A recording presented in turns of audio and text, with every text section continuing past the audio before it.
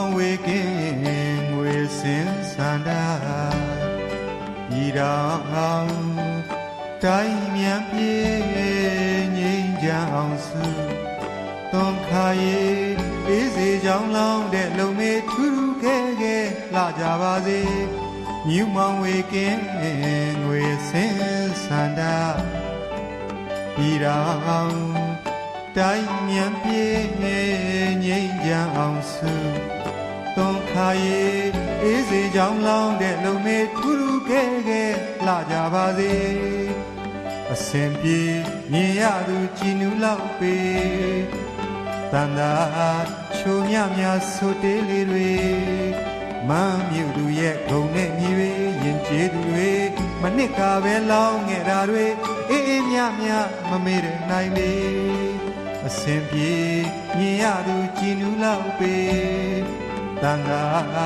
Chomia Sotelire Mam you do yet go net you Jedue Manica long at Arwe Yamia Mamere Naime Thin Yamne Shui Pamarati Dwayne Semyang Lare Wingama ဒီနေ့မြန်မာတက္ကရာ1380ခုနှစ်တပေါင်းလာပြီးကျော်3ရက်ခရစ်2026ခုနှစ်မလ9ရက်နေ့မှာကျင်းပပြုလုပ်တဲ့ဇူဝိတဒါနစုပေါင်း9လှုပ်ပွဲအခမ်းအနားကိုတက်ရောက်လာကြတဲ့ MPRA EMP Group of Company ဝန်ထမ်းများအားလုံး၏စိတ်ချမ်းသာခြင်းကိုယ်ဤကျမ်းမာခြင်းများနဲ့ပြည့်စုံကြပါစေလို့ဥစွာနှုတ်ခွန်းဆက်သလိုက်ပါတယ်။မျက်မှောက်အနေနဲ့မှာတော့ပြီးခဲ့တဲ့2020ခုနှစ်အထွေထွေရွေးကောက်ပွဲကြီးကိုအောင်မြင်စွာကျင်းပနိုင်ခဲ့မှုကြောင့်ပါတီစုံဒီမိုကရေစီစနစ်နဲ့ဖြစ်ပေါ်လာမဲ့နိုင်ငံရေးလမ်းကြောင်းပုံစံသစ်ကိုမျှော်လင့်လို့ရနေပြီဖြစ်ပါတယ်။လွတ်တော်အစိုးရတရားစီရင်ရေးစနစ်လမ်းကြောင်းပေါ်ကိုပြန်လည်ရောက်ရှိပြီးနိုင်ငံကိုအာဏာ3ရပ်နဲ့အညီအုပ်ချုပ်နိုင်မဲ့ကာလတွေကိုရောက်ရှိလာတော့မယ်လို့အပြုသဘောတွေ့မြင်ရတဲ့အတွက်ကြောင့်ကုန်သွယ်ရေးစီးပွားရေးဆိုင်ရာစီမံကိန်းလုပ်ငန်းတွေဟာလည်းထိုက်တင်တယ်လို့ပြန်လဲစတင်ဖွံ့ဖြိုးတိုးတက်လာမယ်လို့ကျွန်တော်ယုံကြည်မျှော်လင့်ပါတယ်။ဒါကြောင့်ကုမ္ပဏီအုပ်စုရဲ့ Senior Executive Management အဖွဲ့အနေနဲ့ကြိုတင်မျှော်တွေးပြင်ဆင်မှုတွေကိုဆောင်ရွက်လျက်ရှိပါတယ်။ဒီလိုမျှော်တွေးဆောင်ရွက်မှုတွေဟာအခုမှထားလုပ်တာမျိုးမဟုတ်ပဲကမ္ဘာကယောဂကူးစက်ကြုံတွေ့တဲ့ရတော့မဲ့အခြေအနေနိုင်ငံရဲ့ငွေကြေးလက်ပတ်စီးဆင်းမှုပုံစံမှန်ဖြစ်မဲ့အခြေအနေ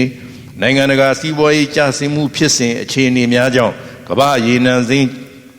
နှုန်းကျဆင်းမဲ့အခြေအနေစတဲ့ဖြစ်စဉ်တွေကိုလည်းကြုံတွေ့လာရောက်တော့မဲ့အခြေတွေမှလည်း SCM အနေနဲ့အမြဲကြိုတင်ပြင်ဆင်ဆောင်ရွက်ခဲ့တာကိုဝန်ထမ်းအားလုံးအသိပဲဖြစ်ပါတယ်အခုချိန်မှာတော့အထက်မှာပြောကြားခဲ့တဲ့အတိုင်းကမ္ဘာရဲ့ပြောင်းလဲနေတဲ့အခြေအနေတွေနိုင်ငံတော်ရဲ့အကောင်းဘက်သို့လုံးဝဥတီပြောင်းလဲသွားမယ့်အခြေအနေတွေကိုကြိုတင်မျှော်မှန်းပြီးကုမ္ပဏီအုပ်စုတစ်ခုလုံးမှာရှိတဲ့ကုမ္ပဏီတစ်ခုချင်းအလိုက်ဖွဲ့စည်းပုံရည်မှန်းချက်တာဝန်များနဲ့မဟာဗျူဟာနီးဗျူဟာနီးစနစ်တွေကိုအမြဲတစေဂရုတစိုက်ပြုပြင်ပြောင်းလဲဆောင်ရွက်လျက်ရှိပါတယ် MPRA EMP အုပ်စုရဲ့ပြည်သားရာစီမံကိန်းကမ်းလွန်စီမံကိန်းဟာနိုင်ငံရဲ့စွမ်းအင်ကဏ္ဍမှာအထူးအားကိုးအားထားပြုရမယ်အမျိုးသားစီမံကိန်းကြီးတစ်ခုလို့နိုင်ငံတော်ကအတိအမှတ်ပြုထားတဲ့ဤတူကုမ္ပဏီအုပ်စုဝန်ထမ်းများအနေနဲ့လည်းဒီစီမံကိန်းရဲ့ဖွံ့ဖြိုးမှုအပိုင်းတွေကိုအောင်မြင်ပြီးပြီးမြောက်အောင်ဆောင်ရွက်သွားနိုင်ဖို့ယခု2026ခုအင်္ဂလိပ်ခေတ်သစ်မကြာမီကြာဥတော်မဲ့တက္ကရာ1388ခုမြန်မာနှစ်သက်မှာစိတ်သက်ကိုယ်သက်အစွမ်းစားသက်မျှော်လင့်ချက်အသက်များနဲ့အတူနိုင်ငံအကျိုးလူထုအကျိုးကုမ္ပဏီနဲ့မိသားစုအကျိုးစားတာတွေအတွက်ကိုယ်စွမ်းဉာဏ်စွမ်းရှိသမျှပူပေါင်းပါဝင်ဆောင်ရွက်ပေးကြပါလို့တိုက်တွန်းပြောကြရင်ဒီကုန်းချုပ်ရပါတယ်အားလုံးကိုကျေးဇူးတင်ပါတယ်